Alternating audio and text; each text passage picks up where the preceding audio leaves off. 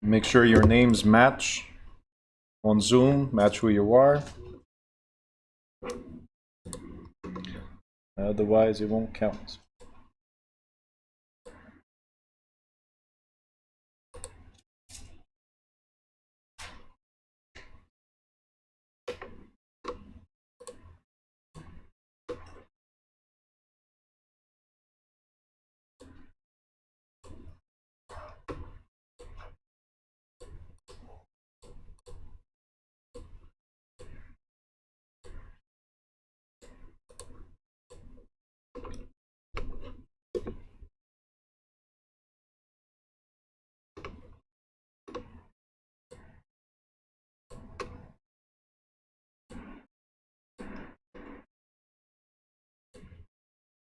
Okay, and we got YouTube Live, got Zoom Live, and we got in-person live. All right, cool.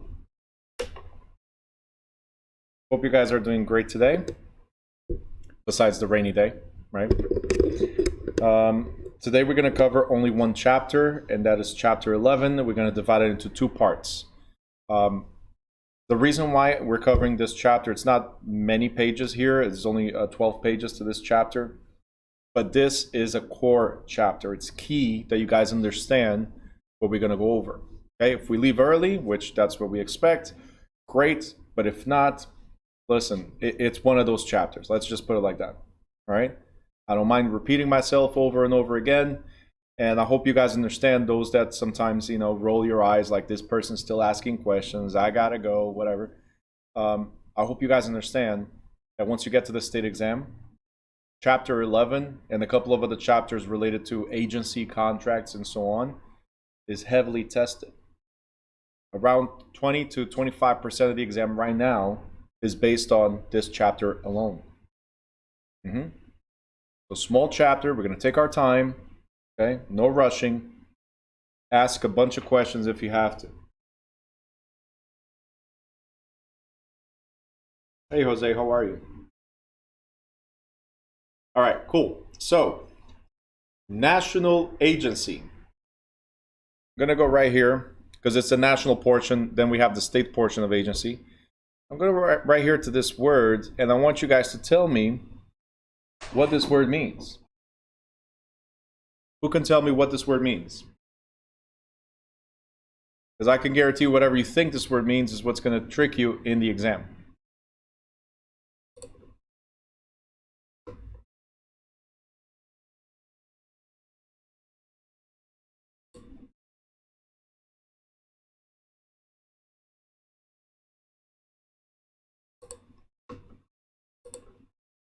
Okay.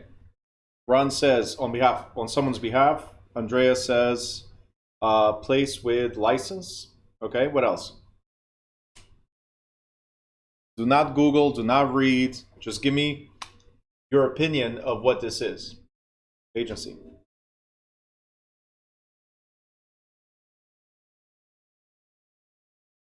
Where realtors work? Okay. I'm not saying yes or no to any of this, okay? I just want to get your feedback of what you think this word means, okay?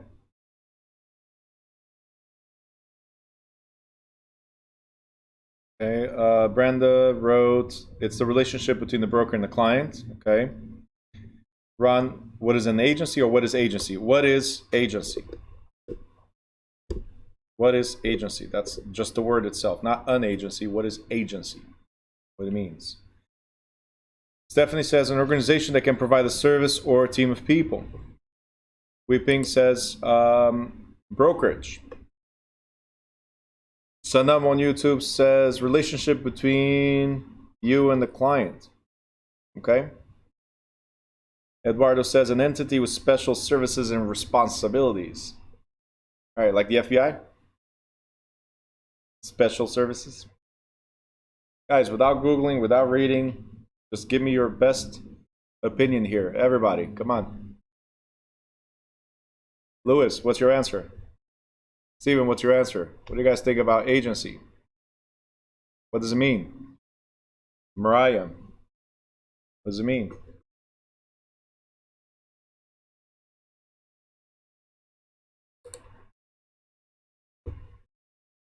Poliana, what does it mean? Agency, what do you think? Gilbert, the best of your opinion or belief. The word agency. Andrea says represents. Josh says an action a party takes in support of another party. Okay. Mariah says an organization that takes care of a certain area on behalf of someone. Okay. Cool. Lewis says brokerage. Steven says place to help with services. Okay. That's what you believe? It's a place to help with services? So if you go to a salon, right, there's a service. Does that mean the salon is an agency? A restaurant, they provide service, is an agency? I'm not talking about real estate. I'm talking about the word agency. Okay? Okay. Lewis says, don't mind him, he was dropped. Okay. Unauthorized department, says Trey. Okay. You guys ready for the answer? Word agency. I did get a couple of correct answers, so I'm just going to confirm it now. Agency means employer, employee, relationship.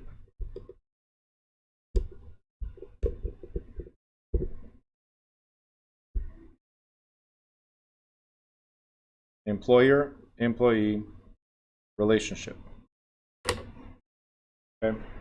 So agency is when you become an agent. How do you become an agent? When you represent someone. How do you represent someone? Because somebody hired you. Somebody was your employer, like the seller. The seller hires you, right, to represent them in marketing their property, right? If the buyer hired you, then you represent the buyer in finding a property for them. So the word agency simply means employment.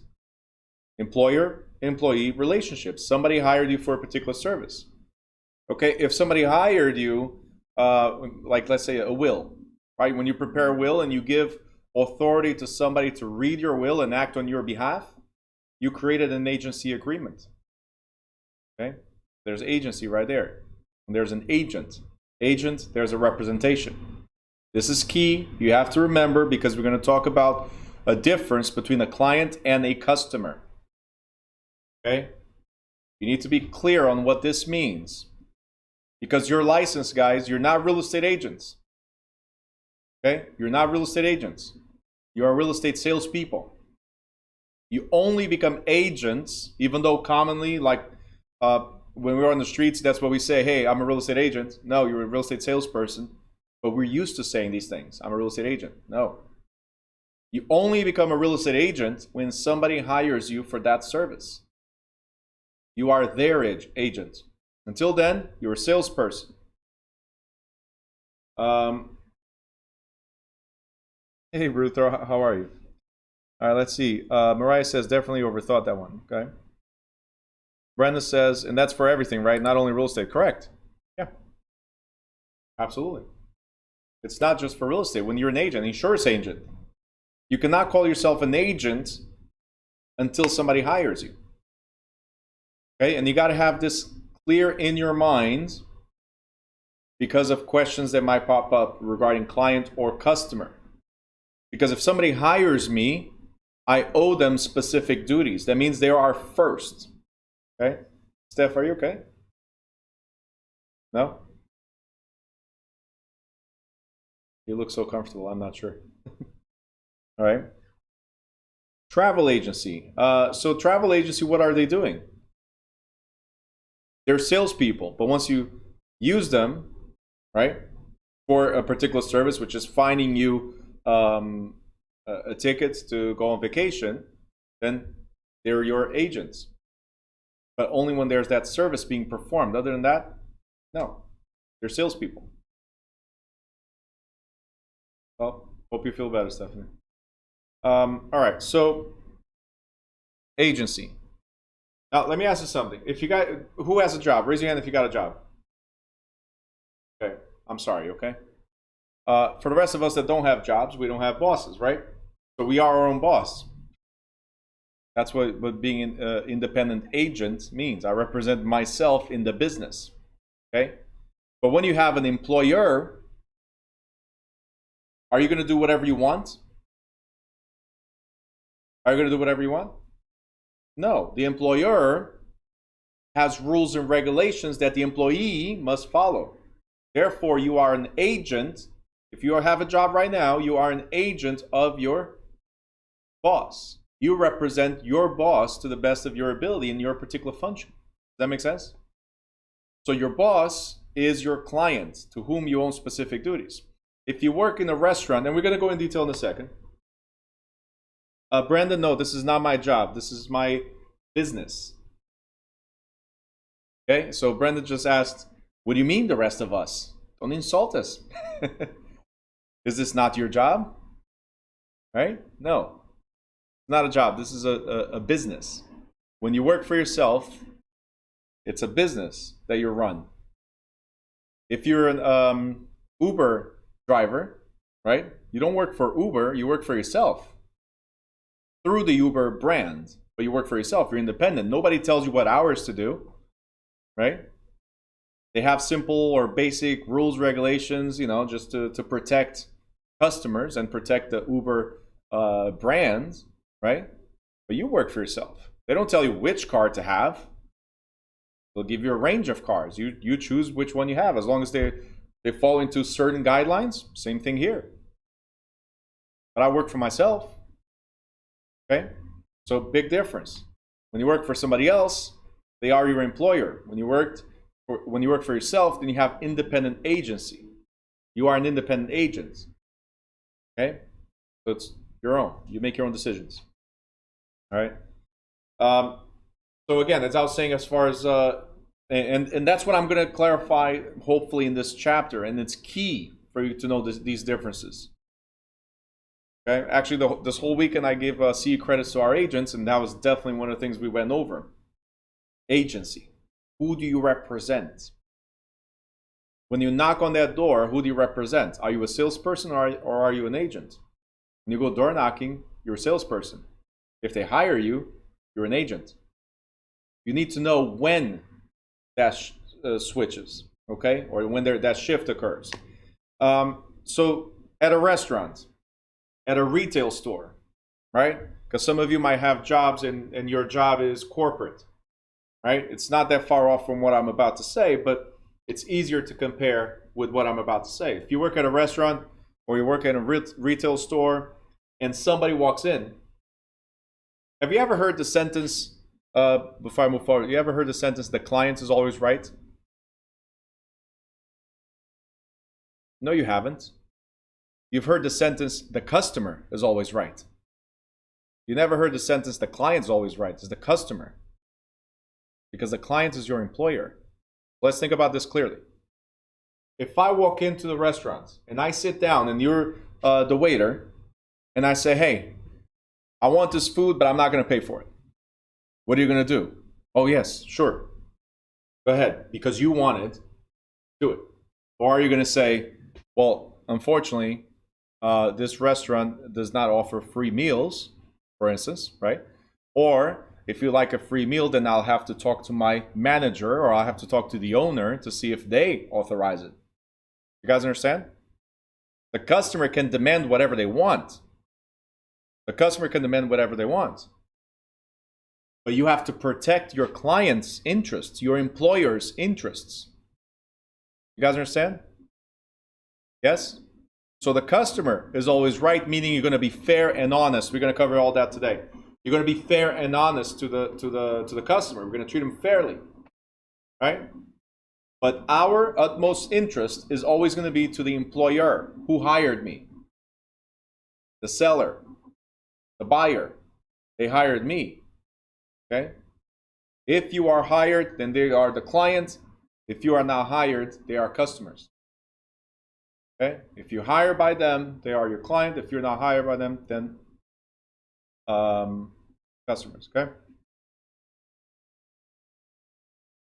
Ruth, employer-employee relationships, the relationship between the buyer, seller, and the agent. Nope. Let's stop right there.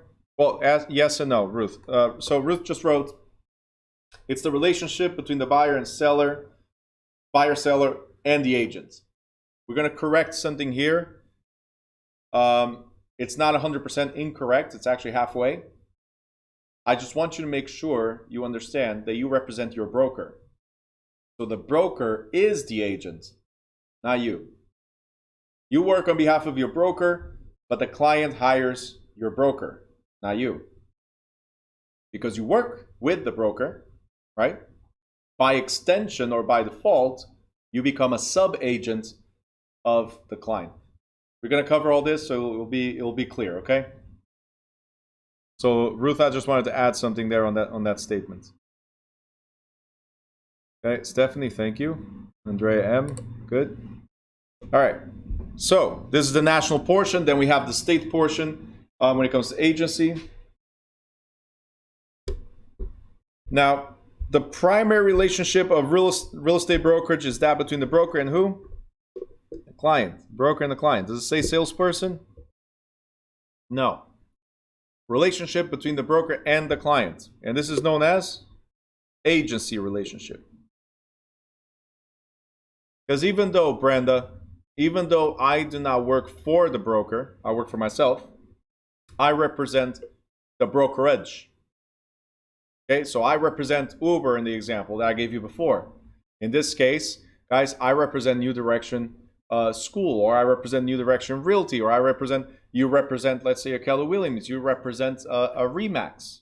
You are independent, but because you're sponsored by them and use their services, right, or ease of marketing, for instance, right, then anything you do is on their behalf. They're not your boss, right? But you work on their behalf. Okay, it's with their flag. It's the same thing as, let's say, sports. A lot of players are sponsored by Nike or by Adidas or by Reebok, right? Everything they do has to be according to their contract. They don't work for Nike. They don't work for Adidas or Reebok. But if a player that's sponsored by Nike is seen wearing Reebok, right? They're going to get fined, right? Right? They might even lose the contract. But again, things you need to consider. We are sponsored by an agency as independents. Jose says he was confused with the client and customer relationship. Well, hopefully today we'll clear that out, Jose.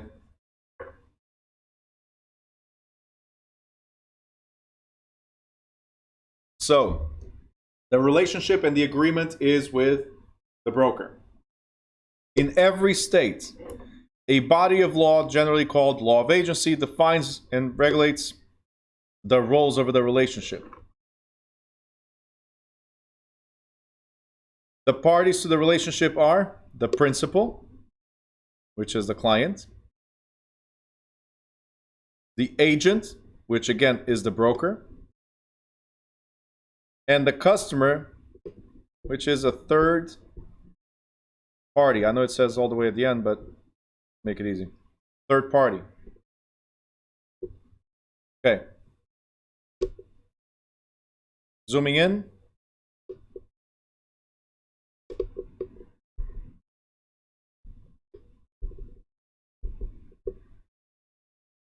Represent. Okay, so the principal hired us, therefore we represent the principal. Write that down.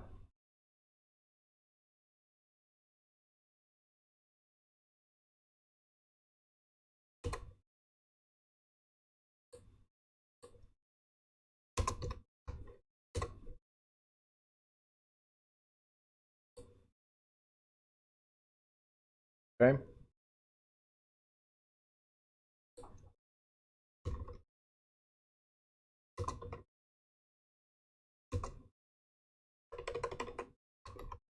All right, guys, just 1 second.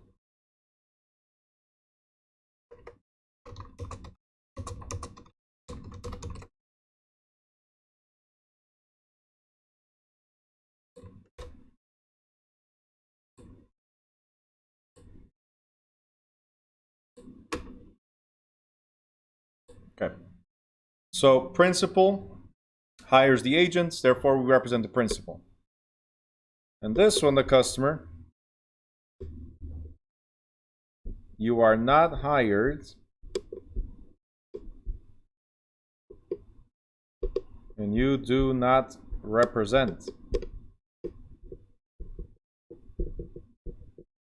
So the biggest difference is who you work for. Can we help you? Can we serve you? Just like in a restaurant business, when people sit down to eat, we're serving you, we're treating you nicely, we're obligated to do so, but I don't represent you or your best interest. I represent my client's best interest. Okay? Who's the client or the principal? Is the one that hired you.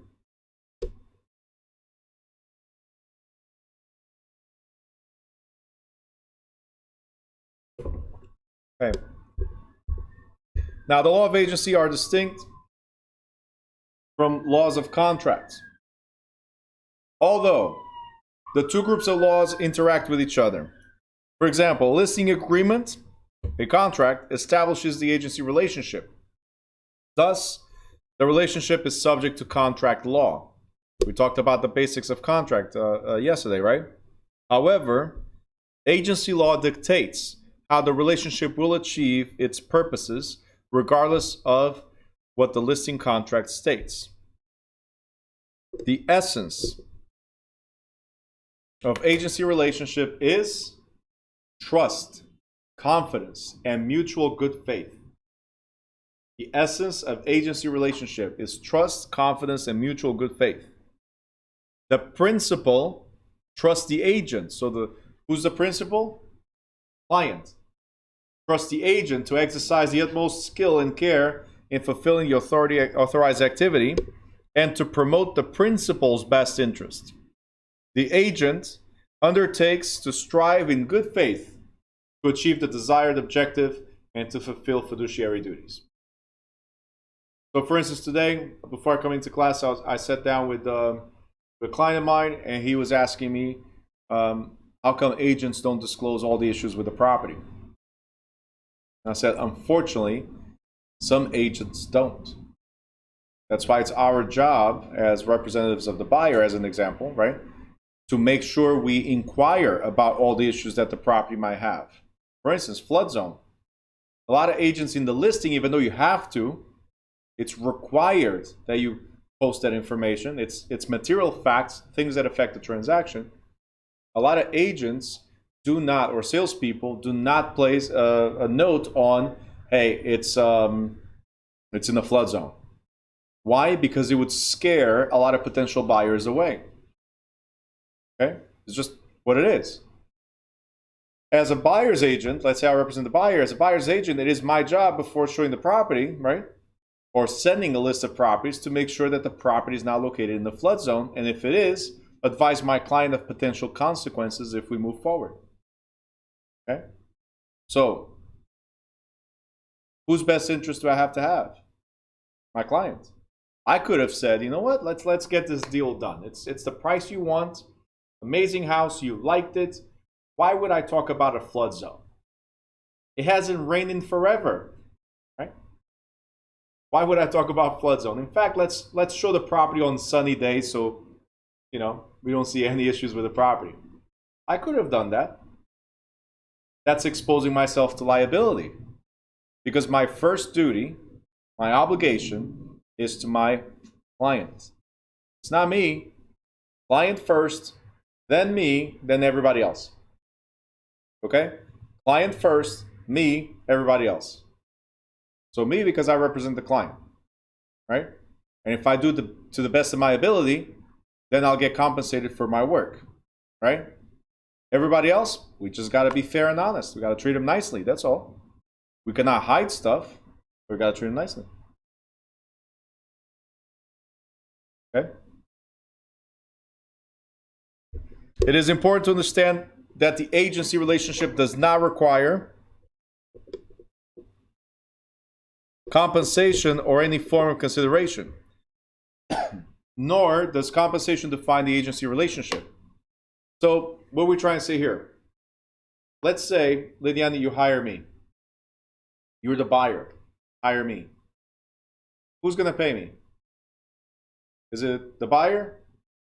Is it the seller? Who's paying me? She's the one that hired me. Who's paying me? Let's see what the answers will be. Your client, the buyer, broker, the brokerage. What do you think? The buyer. You said the seller. Okay. Anybody else? Who's paying me? The broker. Broker. So the correct answer is the broker. Because I'm an agent. I'm a salesperson. Make sure you always read the questions or pay attention to the questions. I am not the broker. I never stated that I was. Okay? So, if you hire me, I get paid by the broker. But wait a minute. Who pays the broker? Now goes to the other questions. Who pays the broker? A lot of you said the client, and the client is incorrect. Because the client in this scenario is the buyer. The one that pays the broker is the one they agreed to pay. What does this mean? 99% of the times in real estate, the seller at the time of listing already agreed to pay both sides. The listing side and the buying side. So if you hire me to find a house, right? And Muhammad is the one that is the seller. Muhammad, you have to pay your broker, and your broker will split with my broker. It's not Lady Anna that's paying me or my broker. In this scenario, Muhammad, the seller, is the one paying. So just because you're hired by a client doesn't mean the client is the one that will pay you. And that's what it says here. Agency relationship does not require the payment. I could be paid by the customer. Who's the customer in this scenario? For me, the customer is the seller. Because I represent the buyer, the client. Okay? For Muhammad, you are the client for your listing agent. Okay? You are the client for your listing agent. Let's say your listing agent is Eduardo. Eduardo, your client is Muhammad, and guess what? Lady Anna is your customer. Why is she the customer? Because you do not represent her. I do. Why is Muhammad my customer? Because I do not represent him. I represent Lady Anna. Okay, so big difference. You guys got it? Questions? Annabelle put an emoji. Questions? It says right here. Compensation does not define agency. So if the seller agrees to pay, Muhammad, if you agree to pay, do I have to be more loyal to you or more loyal to my client? Who do I have to be loyal to? To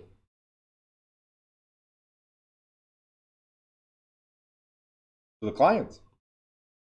Even though Muhammad is the one paying. You got it? He's the one that hired the broker to list the property. He's the one that agreed to pay whoever brings a buyer, right? But he did not hire me specifically. You did. So my first duty is to you, right? Even though he's the one paying for all of us.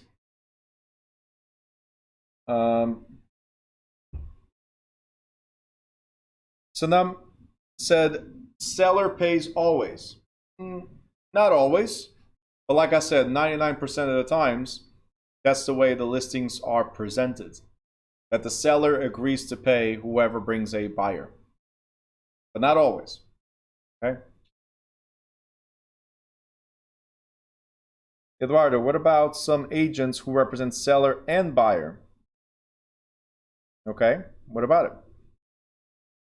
I can represent both. Not a problem. The question is, who's going to pay me, right? And to who do I owe specific duties? So again, these are things we're going to learn in this chapter. Okay? Brenda, if the seller asks to not disclose something that was already repaired, do we still have to disclose them? We'll get there. But the answer is yes. You might have to, or maybe actually, you might have to disclose depending on what it was. Okay?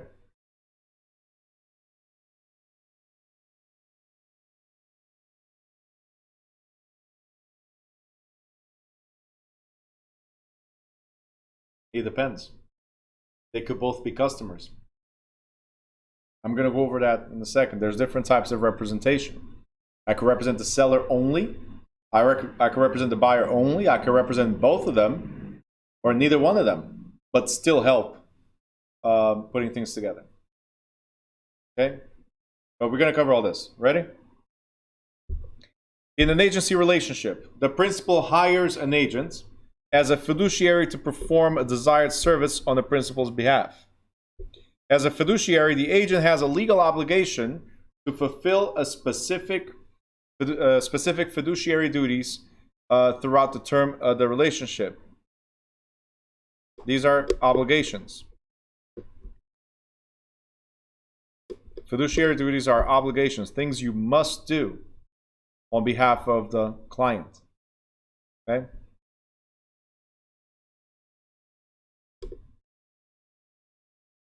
All right, right here on the next page. The principal or client is the party who hires an agent. We already got this, right? It's in green because this is key. The agent works for the client. The principal may be the seller, the buyer, a landlord, or a tenant. The agent is the fiduciary of the principal, hired to perform the authorized work and bound to fulfill fiduciary duties. And in real estate, in the real estate brokerage, the agent must be a licensed broker. Jose, no. Dual relationship, the seller pays the broker. The seller or the buyer always pay the broker, they cannot pay you. Dual relationship, when you represent both, okay? It's always by agreement. Do not ever, ever, ever think because there's this agreement hired by this party or by both parties, do not ever, ever think that one party or the other is obligated to pay. The obligation to pay comes from an agreement. The seller might say, we represent both, right? And the seller might say, no, let the buyer pay. It's not always. Do not make any statement that says always the seller or always the buyer or because they're paying, they're the client. No, don't do that. Okay? So now, principal and client are the same. Yes. All right, so the customer or prospect is a third party in the transaction whom the agent does not represent. The agent works with the customer in fulfilling the client's objectives. A seller, buyer, landlord, or tenant may be a customer. A third party who is a potential customer is a prospect. So when you knock on doors, they're prospects. Once you engage with them, they're either customers or clients, depending on how you present it yourself. Okay? Next, we got types of agency. Types of agency. We have universal, okay? We have general, and we have special agency. Agency law, like Brenda asked, applies to everything. So it's not just real estate. Okay? So, universal agency, usually we don't find this in real estate as a common thing. And realtors are definitely not universal agents. What I want you to put in front of this is that universal agency, you have full powers. In front of it, right, full powers.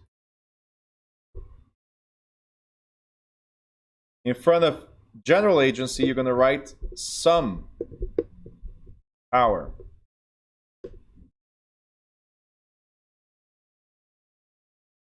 And where it says special or limited, we're going to write one power.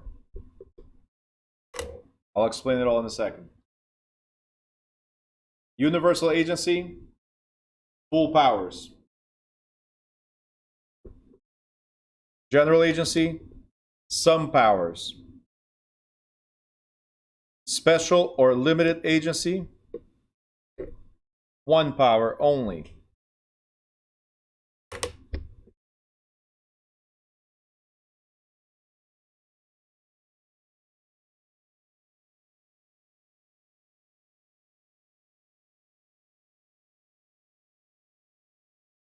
All right.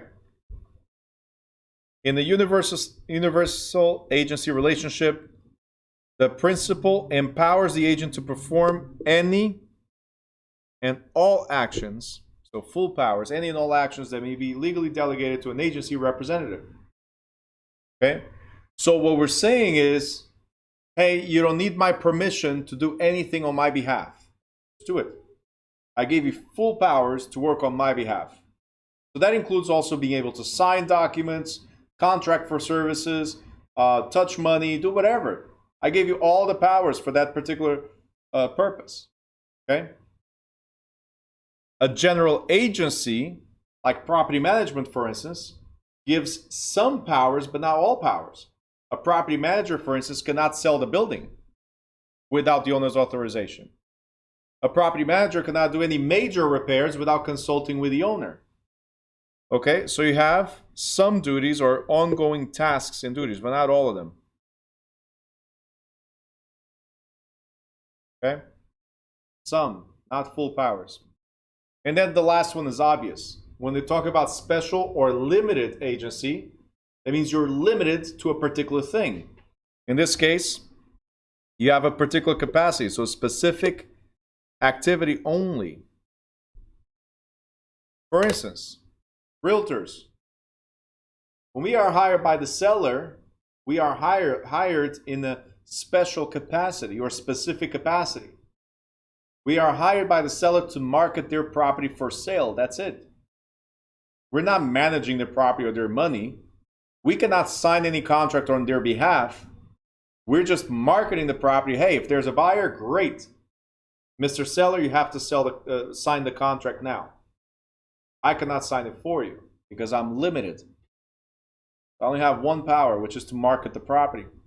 If I'm hired by a buyer, I only have 1 power, which is to find the property and help them go through the transaction. Okay? You guys understand? Thumbs up? Great. Ruth, yes. Handle certain things and we help them. Absolutely. So as it says here, in most instances, the real estate brokerage is based on special agency. The principal hires a licensed broker to procure a ready, willing, and able buyer or seller. When the objective is achieved or the goal is achieved, so whether to sell or to buy, then the relationship terminates, right? If you hire me to help you sell your property and the property is sold, does our business relationship continue? No. For that contract, it ends. Could I help you with other properties? Sure, but for that contract, it ends. You hire me to help you sell 1023 Adams Avenue. That's it. Can I help you with 1021? Can I help you with 100 Main Street? Each one of them is a special contract for that particular purpose. So for the 1023 Adams, ended because we sold it. And vice versa. If you're representing a buyer to multiple properties, each one of them are independent contracts. Questions? Easy so far, right? The biggest confusion was the client-customer thing. All right, it's coming up again, so we're good. Creating an agency relationship. How do you create an agency relationship? How do you create an agency relationship? Hey, I need somebody to paint my house. If you say, hey, I paint houses, right? And we don't put anything in writing, but you coming to work at my house and we agree to a payment and stuff, right? That's an oral agreement, right? We talked about this yesterday, verbal agreement, right? Verbal contract. Difficult to enforce, but it's valid because 2 adults agree to it. Verbal agency. You work for me, right, in the capacity of painting my apartment, as an example. Should we put it in writing? For the sale or transfer of real estate or for commission, it must be in writing. Okay? Must be in writing. We're going to talk about that later on. Implied agency. I know you guys know this one by now. What is something that's implied? Come on, you got to know by now. Yesterday we spent so much time on that. Expressed or implied. We're being expected. Yes, expectations. Your actions show that this is what you should be doing. It's by actions. So look right here. It says, an agency relationship can arise by implication, intentionally or unintentionally. Implication means that the parties act as if there were an agreement. For example, if an agent promises a buyer to do everything possible to find the property at the lowest possible price, the buyer accepts the proposition, and there may be an implied agency relationship, even though there's no specific agreement.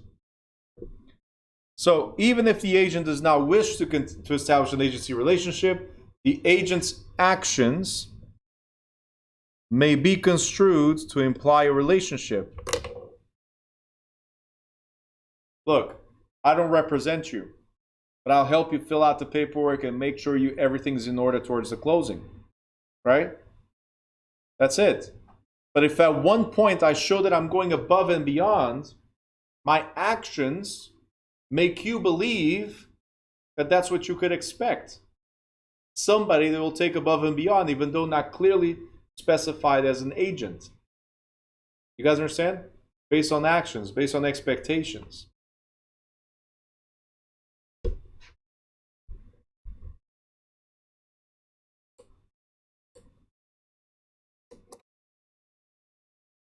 Okay? Whether intended or accidental, the creation of implied agency obligates the agent to fiduciary duties and professional standards of care. If these are not fulfilled, the agent may be held liable. So you can sue me if I fall short of what I seem to have promised. I did not put anything in writing or express it, but I was showing through my actions that I did care, that I was putting you up in a pedestal, and all of a sudden I dropped you. We don't have anything in writing that says I should have put you up in a pedestal, right? But my actions showed that.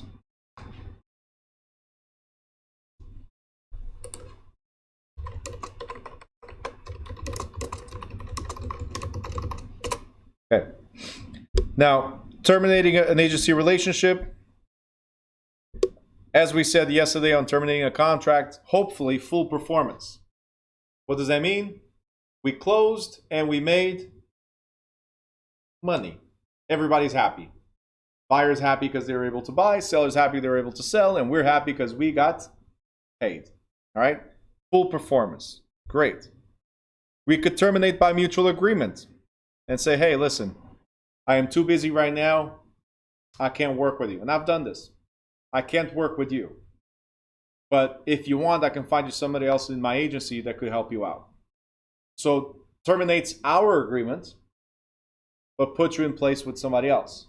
And that's both of your agreements. Does that make sense? I terminated agency, you agree to it, move on to somebody else. Okay?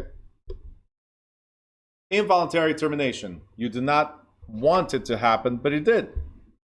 For instance, one of us died or became mentally or physically incapable of performing. Abandonment by the agent. I walked away. Condemnation or destruction of the property. Right? This is eminent domain, if you guys remember. Condemnation, right? Renunciation. Breach of contract. Bankruptcy or revocation of the agent's license. Now, wait a minute. Let me ask you something. If my license as an individual, if my license expires, right, or it's canceled or revoked, does the agency end? Some of you are saying no. Why? Let me know.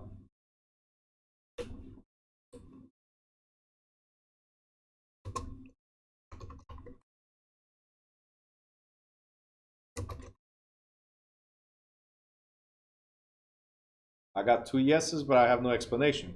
I got a no, but no explanation. Andrea M, no. Why should it? I don't know. Dre, the broker is not the client. But you're somewhere there. Weeping says, broker is responsible. Yes. Miranda says, I don't think so because it's an agreement between the client and the broker. So, guys, yes, all our contracts, by the way, Eduardo, we're not an employee, but all our contracts, but it's along those lines. All our contracts are with the broker, and we are sub-agents. We represent the broker, and the broker represents the client. So if my license gets suspended, it does not terminate the obligation that the agency has with, or the brokerage has with the client.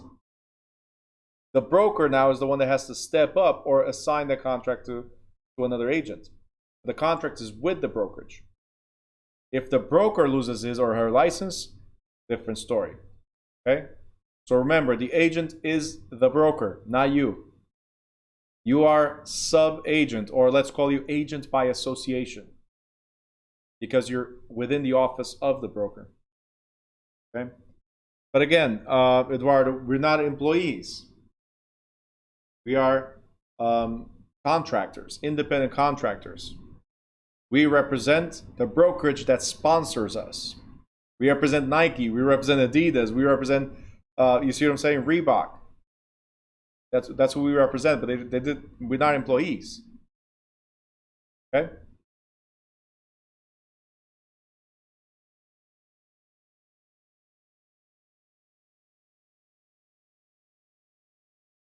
Jose said, okay, so Ruth said no because it's not a death. No, it's not because of the death, it's because the relationship is with the broker, not with me. And as far as Jose, he wrote, no, you still owe confidentiality. I lost my license, I'm out of the picture. What do you mean confidentiality? Where did that come from? What is confidentiality? What is loyalty? I'm not licensed anymore. I can say whatever I want. Done. The broker, though, still has the same duties with the client. So that's what you need to remember. But that's the broker, not me.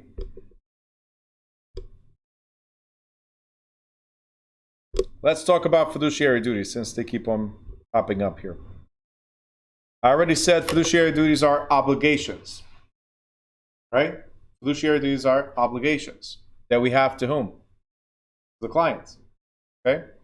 But there are certain duties that we might have also to the customer. Remember I said we got to treat them fair and honestly? Right. So we have certain duties. In fact, guys, we cannot hide anything that will be material facts. Imagine this, you walk into a restaurant, the waiter knows that the fish is no good, or the shrimp, most common things to go bad, right? Fish is no good, shrimp is no good, and they go to you and say, hey, customer, we have a nice garlic shrimp. Would you like to have it? It's a special today. Right? Do you think that's something that a waiter should do? Because they represent the client, not the customer? That's something a waiter should do, knowing that it's not good. Anybody? No. So we need to be fair and honest. We have certain duties to the customer. If I know that the fish is not good and I know that the shrimp is not good, for instance, I should not ever, even though it's my client's best interest, the restaurant's best interest to get rid of it, right? So they don't lose money. I still have to be fair and honest to the client. I have to disclose any potential defects. You guys understand? House is the same thing. Josh, that would be acting in bad faith, of course. But you know what? Your manager, restaurant manager, hotel manager, whatever, will tell you you're fired if you don't sell at least 2 shrimp dishes. This happens. You cannot do that. Okay? If you know that something is wrong, you have to disclose. Let's talk about that. The agency relationship. imposes fiduciary duties on the client and agent, but particularly on the agent. An agent must also observe certain standards of conduct with dealing with customers and outside parties. That's what I was just saying right now, right? Skill, care, and diligence. These go together with care, right? The agent's hired to do a job and is therefore expected to do it with diligence and reasonable competence. Josh, it's not legal, obviously, but we're gonna go over that in a second, more specifically. Competence is generally defined as the level of real estate marketing skills and knowledge comparable to those of other practitioners in the area. The notion of care extends to observing the limited scope of authority granted to the agent. A conventional listing agreement does not authorize an agent to obligate the client to contracts and does not allow the agent to conceal offers to buy, sell, or lease coming from a customer or another agent. So, and it's funny that just a few minutes ago, right before class, I was on the phone with one of our students that put an offer on the property, and the offer was on Friday and still no answer. We're now Wednesday, right? And the agent said, oh, we're still waiting on another offer. Now, I cannot, just because I got a great offer, to my opinion, it's the best offer ever, I cannot come to the seller and say, hey, stop everything, do not accept any other offer, this is the best offer you'll ever get. I cannot do that. I have to explain to the client, the seller, that we should wait for more offers. Let's see what else is out there. There's no rush in selling your property unless you do have a rush. There's no rush in selling the property. Let's figure out what's the highest and best offer that we can get. You guys understand? If this happens to be the highest and best, the one that's in my hand, so be it. But what if a better offer comes through? What I cannot do is hide the offer. I cannot force you to sign something, right? But I cannot hide the offer either. Okay, so I cannot conceal offers to buy, sell, or lease coming from a customer or other agent, somebody I don't represent, right? Further, since the client relies on the broker's representation, the broker must exercise care not to offer advice outside of his or her field of expertise. Violations of this standard may expose the agent to liability for the unlicensed practice of that profession. I told you yesterday, do not offer legal advice, for instance, right? Simple. Unauthorized practice of law. Gilbert says, someone did that to us. What did they do to you, and was this in New York? It was Jersey? Oh, because everything with you is New York, so I just want to make sure. What did they do to you? Tell me.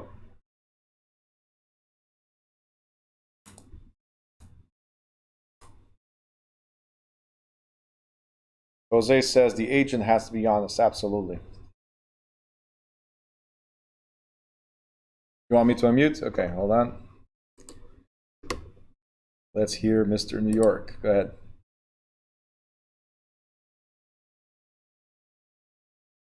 Can you hear me? I can hear you. So I used to live in New York, but I am very poor. Fine. Okay. Let's remove the Mr. New York stamp. He's a Jersey boy. All right. You look a little grown up to be a boy, but okay. Huh? No, sorry. Keep going. So we put an offer on a house, and we thought we put a really good offer, but at the end we found out that the agent didn't want any offer that didn't came from like him. They didn't want to share or anything like that. Gotcha. So we never got the house because of that. And then when we found out, we could have like made a big deal about it, but we didn't do anything. But it sucks is that they only had like 3 offers, and ours were like the highest one. And because he didn't want to share, he didn't get the house. And what did you do? We didn't do nothing. We kept on moving. But it sucks, because at the beginning you don't know anything, any of these things, and you just, relying on the realtor or the agent for everything, and we really don't know anything. Absolutely, but sorry, and I'll just ask one more time. What did you do? You just moved on, right? So a lot of people do this. They At just, that moment, we didn't know what happened. But, you know, as we got into the real estate, knowing people and knowing this, and, you know, we met someone and that someone told us about it. gotcha. You know, but it was like a few months after that. We didn't realize anything else. And it sucks because you are relying on the expert, on the pro, to do the best by you, right? Right. And we get asking the agent, our agent, hey, but no, have they said anything? No, they're not saying anything. And we get asking him, can you call them? Can you know, because we agree on the house. But he wasn't the best out of it either. So he wasn't really doing his job. So Okay. it sucks. Well, here's the good news. Ready? You're about to become an agent and feel it in your skin how it is to go through this as an agent. Because I'm also going to tell you right now, guys, a lot of clients and customers do not understand what we go through as agents. So sometimes as an agent, we are doing the best we can, but we're not getting feedback from the other side either. We're being lied to as well. Sometimes it's the actual client or customer that's lying to us. And by the time we get to the closing, we can't close because somebody failed to disclose something. Do you understand? So there's a lot of things that we can blame others, and there's things we have to blame ourselves in the process. And you're going to realize that once you're out in the field, there's a lot of agents that you can say, oh, they're not good agents. Because, I mean, you can lose a client. I tell you right now. If you don't follow up with a client, I'm going to talk about that in a different chapter. But if you don't follow up with a client, that client now belongs to somebody else. If you don't do the research for the client, that client now becomes somebody else's, right? Because another realtor is going to show up and sweet talk him out of working with you because you're not doing what you're supposed to. Realtors, we are salespeople first. That's what the license is. And unfortunately, we're going to sell our fish as being the best fish ever. We're going to get there and say, hey, you still didn't buy a house? You've been looking for a house for like 6 months with this guy? With Gilbert? Really? That guy? Nah. I can get you a house tomorrow. He's not showing you all the houses on the market. I can say that if I want. And again, I'm not saying that that's what your agent did to you. Like he did, he was not, maybe he wasn't being persistent with the other side, or maybe he's trying to clear his side by saying that, his or her side, by saying that the listing agent was the one that was trying to hold on to deal, to have to both sides. It happens, right? All these scenarios happen, right? But it could also have been just your agent being incompetent or the other side being greedy, one or the other, you know? And again, it sucks because once you're in the field, I mean, on the field and you become an agent, you start realizing a lot of stuff that you as a client used to ask your agent, and then you realize, oh my God, I'm stuck. What am I going to tell my client? They're going to think that I'm the one, right? So there's too many scenarios to account for where we get to be the bad guys, unfortunately. You know, Josh, what if the buyer gives a window of time? What if the buyer gives a window of time with their offer? Do you have to take that into account when explaining the offer to the seller? Yeah, absolutely. You have the option to say that this offer will expire by whatever date. You have that option. Okay. All right, Gilbert says, we found out because we met the seller and no one ever showed them. Okay, so that's the scenario where you actually had something to hold on to. Okay, you met the seller. Like I said, there's so many scenarios where the realtor becomes the bad guy when he or she was really not, right? I've had that recently as well. A client of mine, unfortunately, has a disability, and the house that he needs has to meet certain standards. We're already in a difficult market to find a house. And now I have to match the house to this person? That's even crazier. So when I only had 10 houses to show, I just narrowed it down to 0.5 houses to show. Because that one house kind of looks like it might work. So it's not even a full-blown potential purchase. You see, we need to adjust for this, we need to adjust for that. If he saw the messages that I received from this person, I just give him a huge, what do you call it, leeway in working with this person because of the disability. Because I understand what it is to be in pain and sometimes not be able to walk and other situations. So I understand it. And that's why I let it slide. But the things I get from this person is I'm not doing my job. I'm like, there's nothing out there. Unless you want to go another 100 or 200,000 in taxes, that will be like 20,000. We can find you that house. But based on your budget and based on your current situation, there's nothing out there. But I'm always the bad guy. It's like that. Okay? Realtors, get ready. Brenda, yeah. I can't. If I show you the messages, like today he apologized. Today he apologized. I'm so sorry. Just pain and this and that. And I'm like, okay, fine. Brenda's like, is the client always right in real estate? No. Like I said, today I gave him a smackdown. I've been letting him be, but today I said something. I wasn't rude. Okay? But the way I replied to his message was enough for him an hour later to say, I am better now. I apologize. Okay? Enough. And I went to meet up with him, and it was all smiles. Okay? So is the client or customer always right? No. Okay? But we got to treat them fair and honestly, but we also have to disclose what you're doing. Lack of follow-up, and I even offered to sit down with him and go over on a computer what I do to find houses.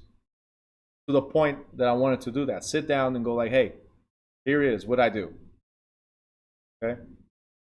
So people don't believe you. There's no inventory. There's nothing. Stephanie says, I feel like transparency is key. That's why I can't get color. Transparency is key. That's it. All right. Jose, so what to do in this case when the client lies to the agent or salesperson? You can sue the client for wasting your time if the deal does not go through because they lied. But we'll talk about that later. The key is communication, yes. Transparency, communication is key. Marlon, is that the best way to handle a situation like that? The best thing you guys can do, and I mentioned that in this training I had and over the weekend, the best thing to do is always keep record of all communications. Communications with potential buyers, with potential sellers, with other agents. Keep records of everything. Because that's what allowed me also screenshots of my conversation with certain agents. Because he said that I was not aggressive enough trying to get the deal to happen. Like, okay. Screenshot. This is what I said. This is what I did. This is the reply. Boom. And that's what I've been doing with this guy since. Screenshot. Boom. Hey, this is what they just said. Simple. I avoid phone conversations. But if I do have a phone conversation, I follow up in text right away or email. Hey, based on our conversation, this is what we can expect, right? Right away. Because now I have something in writing that I can present in case my client makes a complaint to the National Association of Realtors or makes a complaint to the Real Estate Commission. Now I can show up in front of them and say, no, right here. Boom. That's what I did. You got it? So you guys know I have records going, text messages, calls, and all that going back to 2008. And I don't have more because at the time I switched from BlackBerry to Samsung, and I don't know what happened to the BlackBerry messages that I had never transferred. There was an issue with that phone. Otherwise, I would have everything back to 2001. Records, proof. Okay? You want to be court proof, like never be taken to court? I mean, never lose in court? Records. Keep them. Okay? Mariah, so texts and emails are key. Just make sure you always follow up whatever's verbal. Follow up with text or email. Yes. All right. It's something you guys are going to have to learn. We'll talk about it a little bit later. Okay? But something you guys are going to have to learn is this. You guys know what that means? Anybody? Who can tell me what that means? Steven? Nope. Close to it, but no.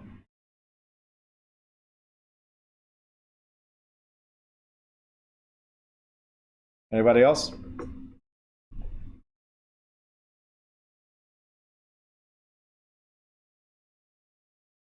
What does that mean? CYA. Gilbert. Perfect. Cover your assets. Okay, Steven, I'm sorry, but your behind is not the one getting sued or the one you're going to lose. Okay, when you go to court, they sue you on your assets, your money. Okay, your property. So cover your assets. So very close. It's all about that. You want to make sure you reduce the liability. That's what it is. Jose says screenshots always works. I know, I'm telling you. All right, fiduciary duties. What are your duties? So, from the agent to the client, you have the duty to develop skills. You have the duty to care for your client, to perform due diligence, to be loyal, to obey lawful instructions, to hold things confidential, whatever they tell you, to hold proper accounting of their money, and full disclosure. What is your client's obligation to you? That they are available, that they provide all the information, and then, depending on the agreement, that they compensate you for it. Okay? So, from us to them, skill, care, diligence, liability, obedience, confidentiality, accounting, and full disclosure. The ones you need to remember, and it's a lot easier than this. Let me just clear this out.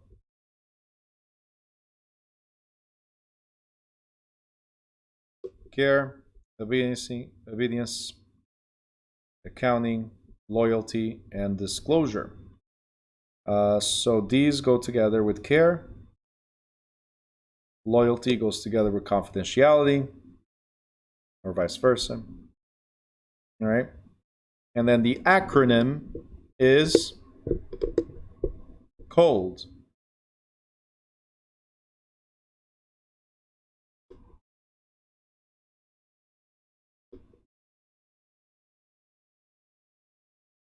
When you represent somebody, you got to have COLD. I love acronyms, by the way. It's one way to remember things. Representation or fiduciary duties, COLD. Care, obedience, accounting, loyalty, disclosure. Care, obedience, accounting, loyalty, disclosure.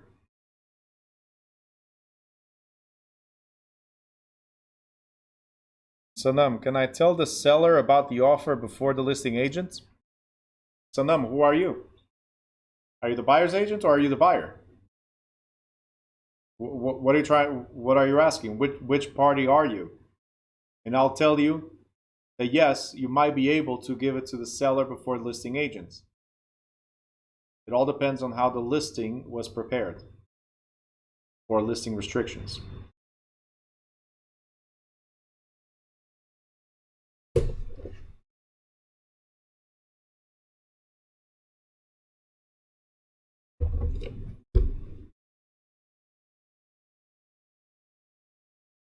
If you're the seller agent, then you are the listing agent. So, didn't get it yet. So now if you present an offer, you are the listing agent. I'm sorry, and you are the listing agent, then you represent the seller. Okay? If you represent the buyer, you are the buying or selling agent. Okay? If you represent the buyer, can you go to the seller directly? Maybe. If the listing agent did not restrict in the remarks, we have our side as agents, we have a private side.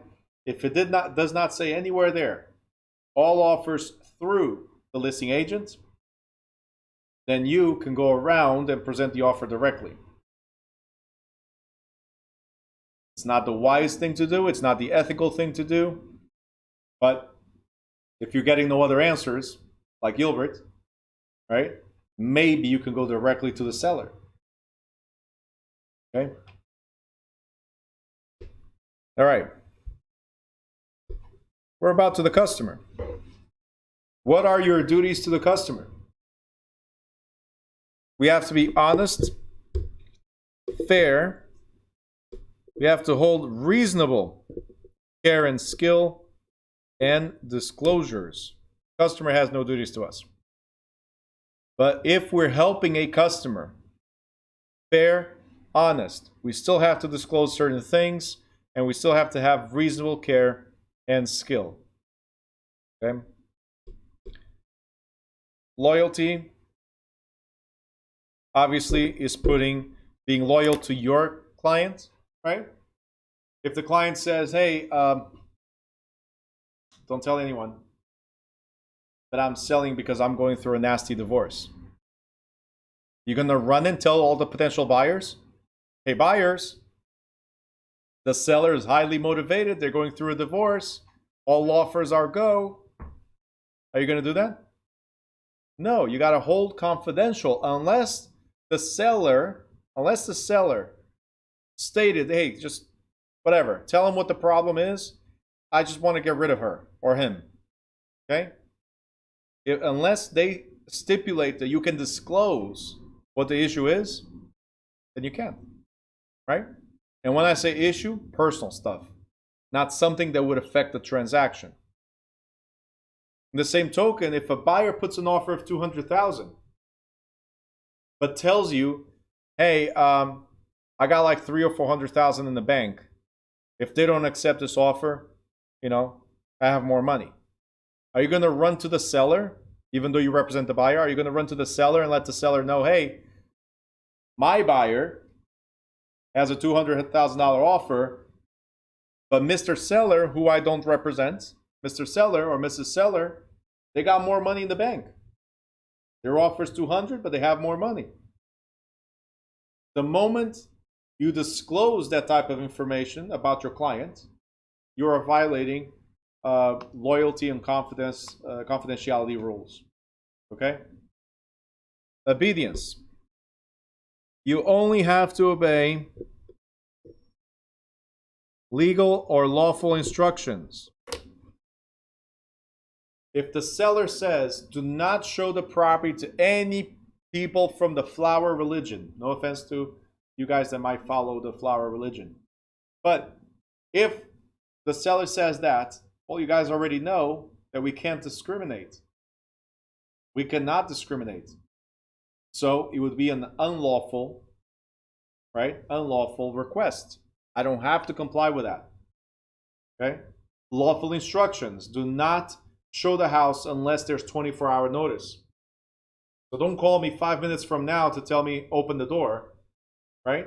Tell me 5 minutes from now that tomorrow you're going to show the house. 24 hours. You guys understand? So that's a lawful instruction. Tell me that you want all offers to come through with a pre-approval or proof that there's money in the bank. So either you're going to get financing and here's the proof, or you got money in the bank and you're buying cash, here's the proof. That's a lawful instruction.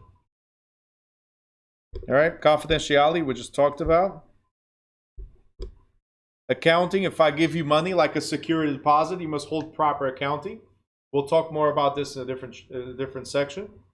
But proper accounting, so you're holding my money, not yours, right? And full disclosure. We're going to talk about this a bunch of times. Okay? You have the duty to inform the client of all material facts. What are material facts? I want you guys to write somewhere.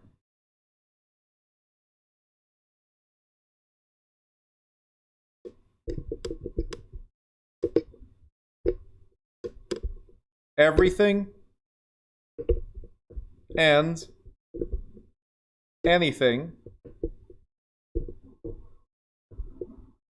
that could affect the proposed transaction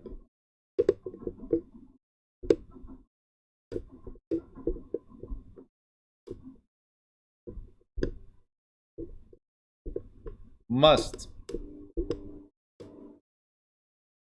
be disclosed. So, anything and everything, or everything and anything, that could affect the proposed transaction must be disclosed. For instance, if there's mold in the basement, right? And the seller says, don't tell anyone, I'm going to paint it, so don't tell anyone, right? I got this question before, didn't I? Do we have to disclose something that was already fixed? Well, it depends. How was it fixed? Because if you paint it over, you did not fix it. You just patched the problem, right? It's still there. It still exists. So if the seller says, don't tell anyone, I'm going to paint it tomorrow, and nobody's going to see it, right?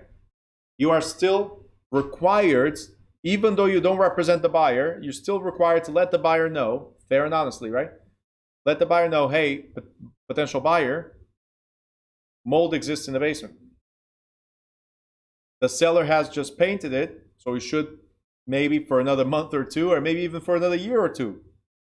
It might not come up. But there is possibility of mold, potentially even dangerous levels of mold in the basement. So you have to disclose. Brenda, what about termite treatment? Well, maybe you have to present records of that. Okay? Certain banks, and depending on the loan you get, they will require a termite inspection. So if you are aware of something that could have damaged, let people know. That's your information. Okay?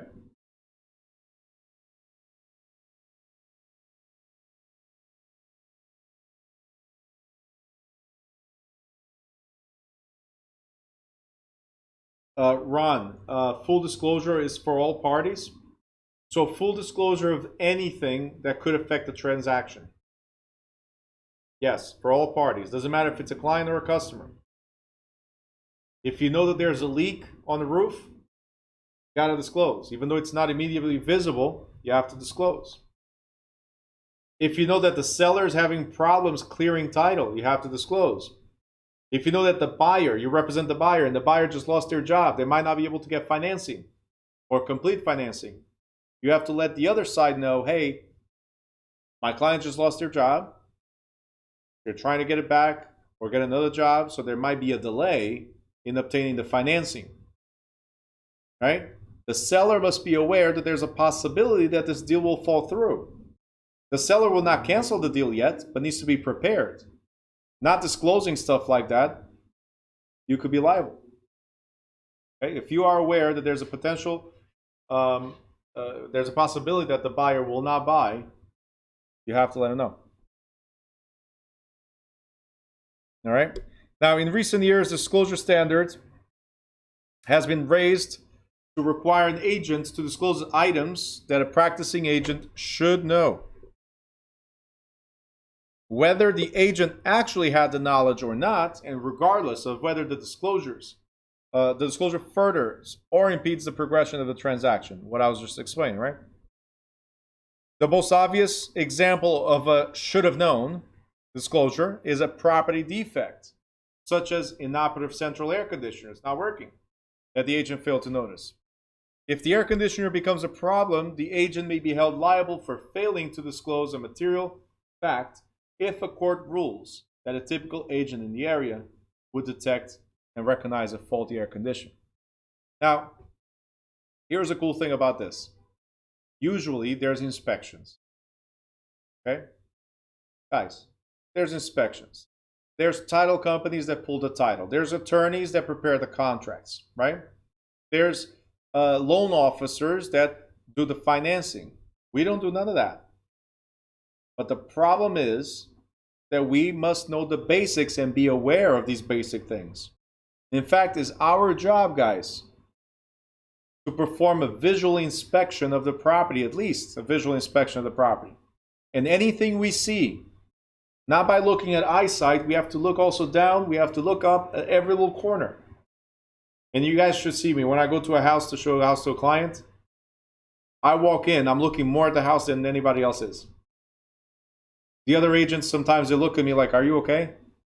And especially when I came out of surgery, like 3 weeks later, I went to show a house, right? And I'm showing houses and I'm doing this to look up, right? Keeping this steady, and I'm here looking up. It was the weirdest thing. I can imagine people looking at me like I'm doing the Matrix just to find out what's going on with the house. But it's caring for your clients. I could have said I just went through a surgery. I'm not going to look up. Let somebody else do that. The inspector will. Right? But then I'd be wasting time. What if my client decides to put an offer on a house that if I had looked up, I would have noticed that there's a leak? And then he or she puts an offer, right, based on no issues. Because the buyers are not trained to look at potential issues. Does that make sense? Our job. Okay? Now, there's no obligation, as it says here, to obtain or disclose information related to the buyer's race, creed, color, religion, sexual, gender, or national origin. That will go in anti-discrimination, so we don't have to disclose anything like that. Some states recently enacted laws requiring a seller to have a written disclosure about property condition to a prospective buyer. It's called a seller's disclosure. Okay? A seller's property condition disclosure statement. Seller must fill it out and sign. Not us, the seller, because we don't know anything about the house. Seller does.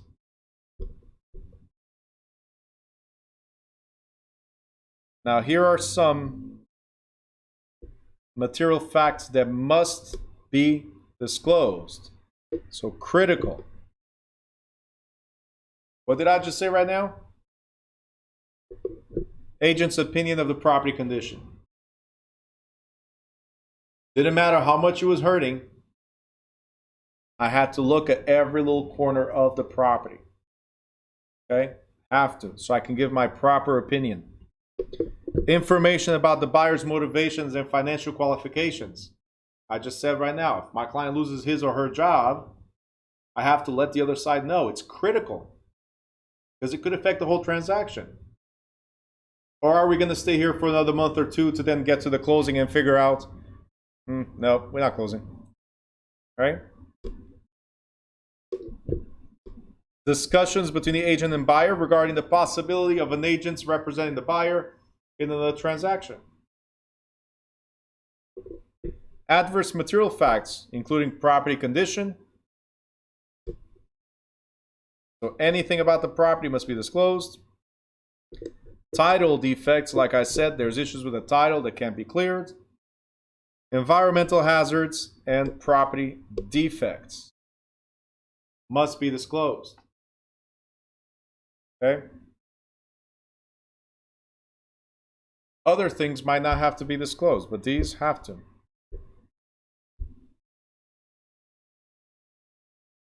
Okay?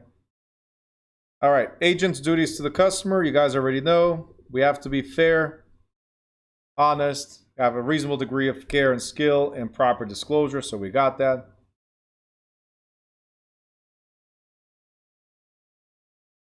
Can you elaborate on buyer's motivation?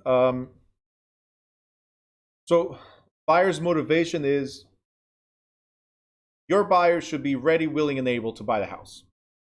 Ready to buy meaning they want it. Okay? They want to buy a house. They're looking to move forward. Okay?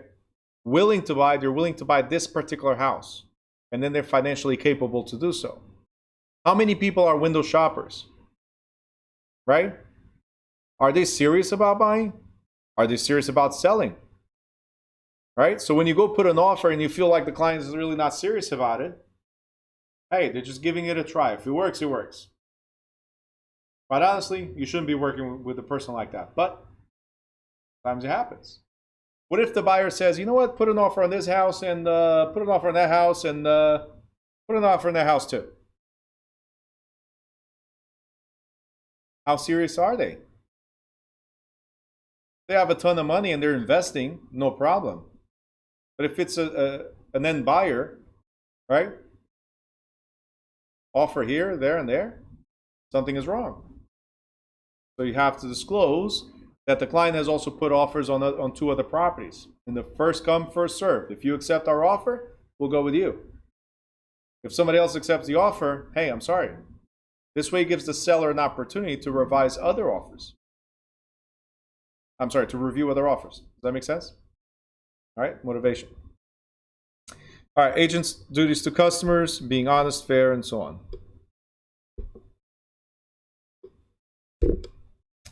Dre, great question. Wouldn't that go with confidentiality?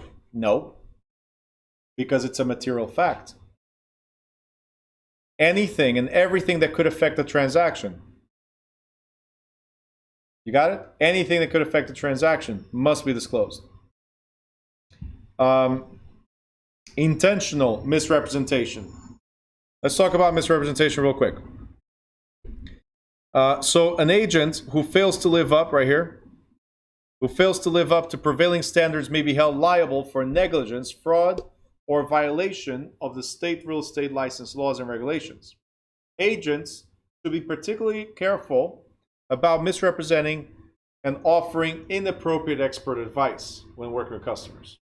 So there's intentional or fraudulent misrepresentation. When you see intentional, it's fraudulent misrepresentation. That's when you say clearly, there's no mold in this basement, there's no issues with the basement, when you know that there is. It's intentional. Okay? Next. Negligent. Negligent has to do with should have known. Negligent. You did not do your job. Simple. Negligent. You're careless. And your first duty to a client or customer, to a client is to care. Okay? That's it. So if you're negligent, like for instance, you did not look up to see that there's a leak in the roof, a leak in the tiles, and then potentially it could go up to the roofs or anything else, and your client said, I'm waiving inspections. Your job is to say, wait, if we're not inspecting, by the way, there's a leak over there, and there could be, or appears to be a leak, there could be more damages. I strongly recommend that you do an inspection. You understand? So careless, negligent. And then there's misrepresentation of expertise. An agent should not act or speak outside of the agent's area of expertise. We've mentioned this a couple times last week, this week, which is if you're not an attorney, do not talk about law. I mean, you can talk about it, just don't give your legal opinion. Okay? If you're not an engineer, structural engineer, do not talk about structure. If you're not a city inspector, right, then don't talk about what the city will allow or not. If you're not a loan officer, don't give advice on the loans. Okay? Very simply, every time that you have a specific concern, or your client has a specific concern, we direct the client to the professional. Okay? Let me address something real quick before I show you guys a quick video and then we go on break. Brenda wrote, is that like steering? So steering is discrimination, taking people either to or away from a particular party. So it's not used on this. I will address that when we get to fair housing. Eduardo wrote, can a potential buyer use two agents at the same time in the same state? Well, are we under contract? Eduardo? Are we under contract? Are we? Okay, for that particular house, one agent. Can I use you as an agent for a property in Newark and then use Gilbert for a property in Atlantic City? Sure. I can use two agents at the same time for two different purposes. For the same transaction, there will be usually one agent only, unless both agents decided to cooperate, which sometimes happens.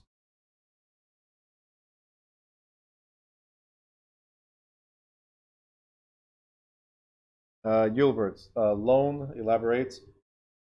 Oh, so if you're not a loan officer, like a mortgage company, if you have no idea, because look, I know the basics of all the programs out there, but I cannot tell you specifically, hey, Gilbert, you know that you can buy a house with zero money down, right? I cannot tell you that specifically and start quoting the programs because I'm not sure if that program is still available today, as an example. So or for instance, hey, don't worry about PMI. PMI is an insurance that goes with the property, with a loan if you don't have enough money. I tell you don't worry about it when you should worry about it, it's not my field. I should have the loan officer explain to you why the PMI exists and how can you later on remove it, for instance. Okay? That's why every statement I make, right, when I talk to you guys about something, I always say, for instance, taxes. If I'm talking about taxes, I'll tell you should consult with a CPA. This is what you could do, but you should consult with your CPA for your particular situation. Okay? By law, this is the scenario, but you should consult with your lawyer for your particular situation. You guys understand? All right? I was asking because sometimes they talk to you about different loans and first-time home buyers options. Yeah, we can. Basics. Basics. I can tell you what title is. Basics. But I'm not the one pulling the title. Oh, let me review the title. No, title company does that. If there's something alarming that we see there when I'm reviewing with you, hey, let's ask the title company what this is. Let's ask the attorney what this is. Stop giving opinions. Okay? That's what it is. Jose, but disclosing something that could affect the transaction is not going against being obedient to your client. If it's something that could affect both sides, right, you cannot hide it. So being obedient to your client or loyal to your client, I totally understand, but not at the harm or expense of somebody else. Okay, that's what it is. All right, let me show you a quick video before we go on vacation. On vacation. I'm going on vacation. I need it. Before we go on break. And then we have vacation coming, right? Because Thursday, Friday, Saturday, Sunday, and then Monday. Yes, okay. I knew I said vacation for a reason.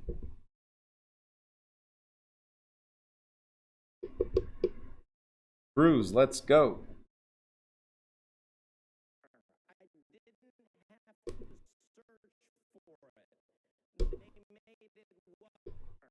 Hold on. Is there no sound?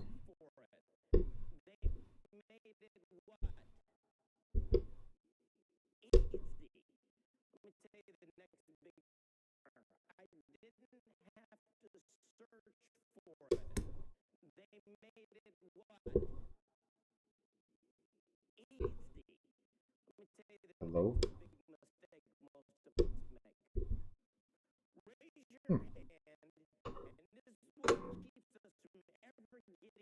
Interesting.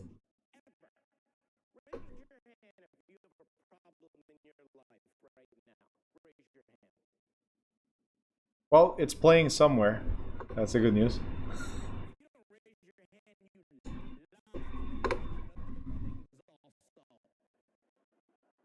Great.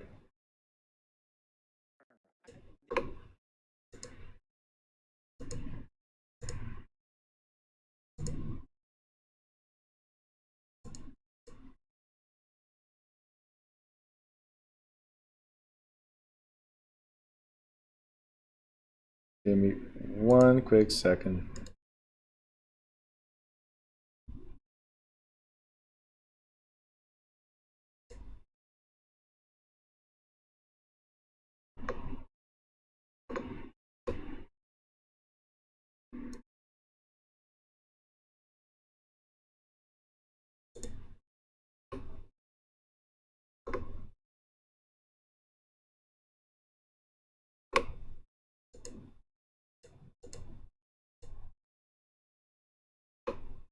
Does not want to work with me. Got it.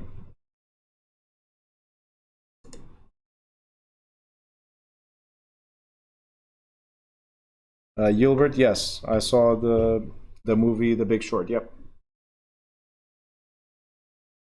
Big Short, Too Big to Fail, all that stuff. Great movies.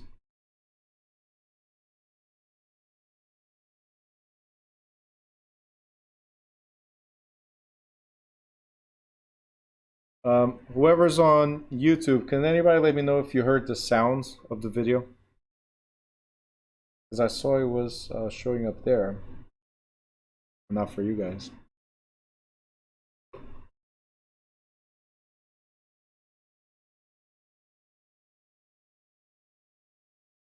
Very weird.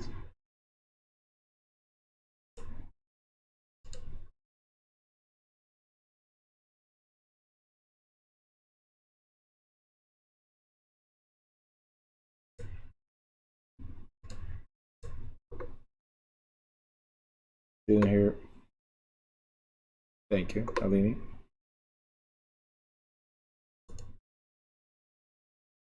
Speakers.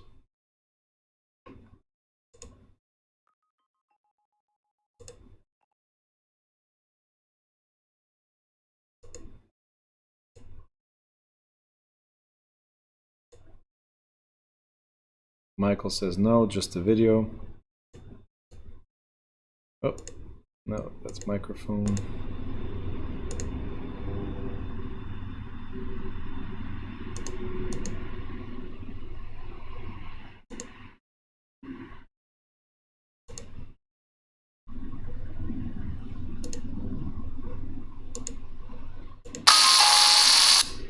There you go. All right.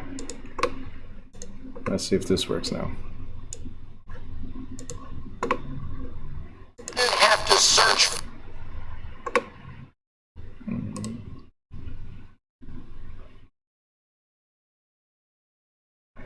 All right, a little weird. Sorry guys, just one more second. This video is worth it.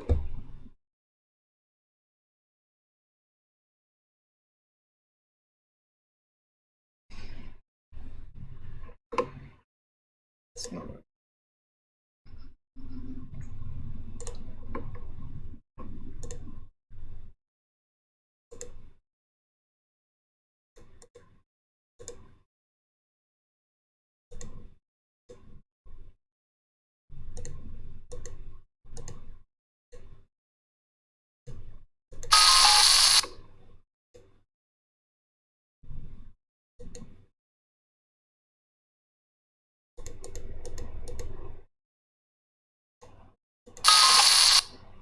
Okay, I'm gonna put it on this other screen.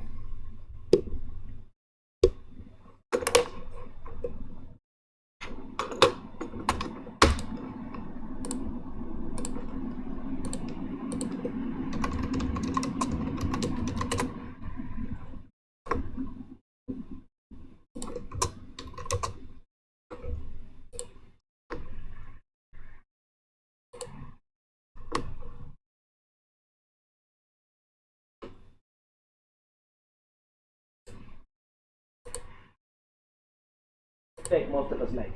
Raise your hand if you.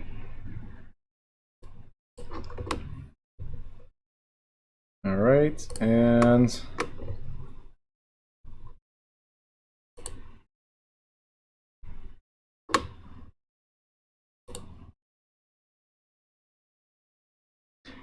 you're not gonna be able to see it here though, but you can hear it. It works.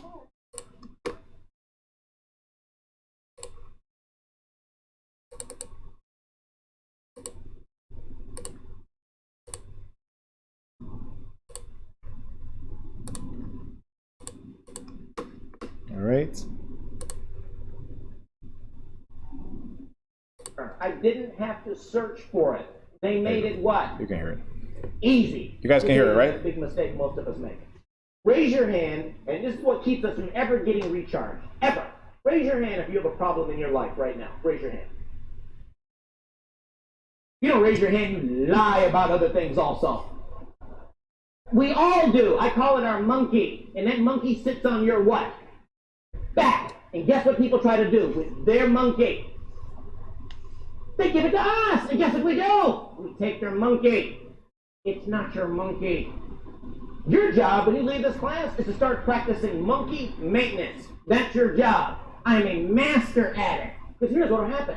People ask you this, so tell me. If I buy this short sale, do you think that I'll get at least 20 or 30% equity? That's a great question. Let's do this. Let's ask the appraiser that question, and then they can let you know about the equity and how much equity you have in the property. Everybody raise your right hand. Go like this. Come to the person next to you and say, it's not my monkey. Let me tell you how serious I am about the monkey. If this is all you get out of this class, it will change your life. Your life. At least 2 or 3 times a day I'll say to myself, it's not my monkey. That is not my monkey. I taught a class in Alaska. When I checked into the hotel, they gave me a sheet of paper and they said, Mr. Watson, you need to read this. So I started reading it. And you know what it said? It tells you what to do if you're approached by a charging bear. I looked at it and I said, why are you giving me this? They said, the way our property's set up is you're going to have to go down a trail to get to your cabin. And on that trail, a couple weeks ago, someone was mauled by a bear. And this tells you what to do if you're approached by a bear. And you know what it said to do? It said if a bear charges you, make yourself look as big, as imposing as possible. To a bear. A bear. It said if the bear keeps charging, that doesn't work. Cover up all your vital organs is what you should do. Ball up and play dead. That is the best thing to do. And it said in big letters on the paper, if while playing dead, the bear starts to maul you, do not spring.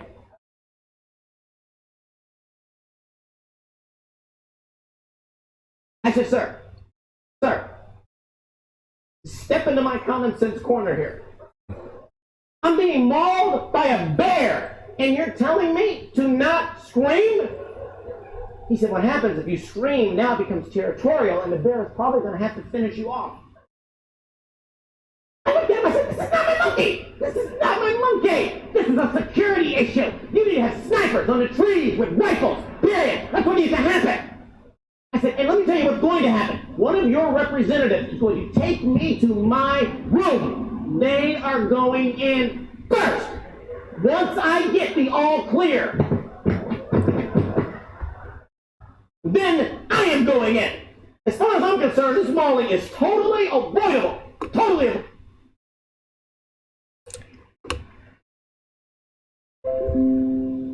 What do you guys think? Not a bad video, right? To think about. A lot of people ask you questions that you got nothing to do with. Clear. Right there. Good. All right. So when I was saying if somebody asks you about a loan, let's ask the loan officer. Somebody asks you about value of the property, let's ask the appraiser. Somebody asks you about can I rent the basement? Let's ask City Hall. You guys understand? What about legal implications? Let's ask the attorney. Right? Stop taking all those things onto you.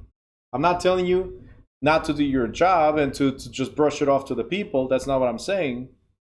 But stop taking onto you things that don't pertain to your profession. Okay? Because that's what brings you liability. You guys understand? And even in life, in everything else, like personal. A lot of people ask your opinion about things that you have no knowledge or just basic knowledge of, right? And you start answering. And then they rely on you and they make, for instance, investments. Okay? How many of you were told, for instance, go invest in cryptocurrency, or go invest in this stock, or go invest in this, or invest in that, and then you lost all your money?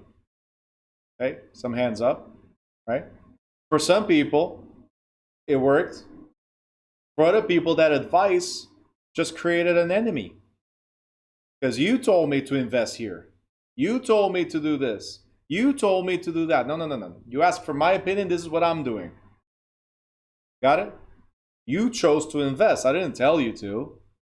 All right? I gave you my opinion. So these are a couple things, guys, that we need to learn how to separate. Like, it's not my monkey, right? It's not. Please don't ask me things that I cannot help you with. Andrea says, it's a risk. I don't play with money. There you go. Gilbert says, not my monkey. LOL. Yep. And he says, always ask the professional. Yep.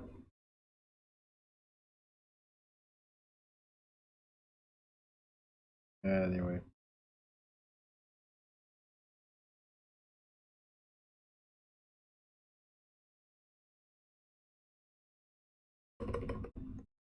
My mom says, it's not my monkey, not my service.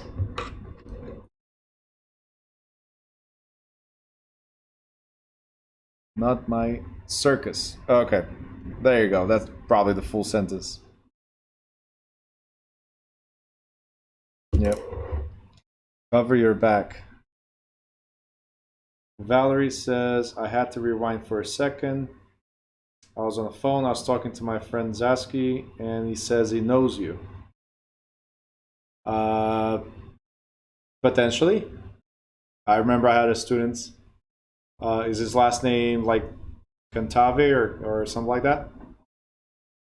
That's the only one I remember.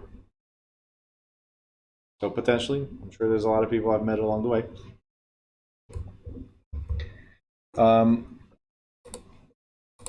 Let's see, this is out the way. All right, cool. So guys, we're gonna go into a quick break unless you guys have questions, and then we're gonna come back for part 2. It's now 7:35 almost. We're gonna go for 10 minutes. So 7:45, we will be back. All right, YouTubers, I'm gonna close this session. I'm gonna open another one right after. All right, be right back, guys.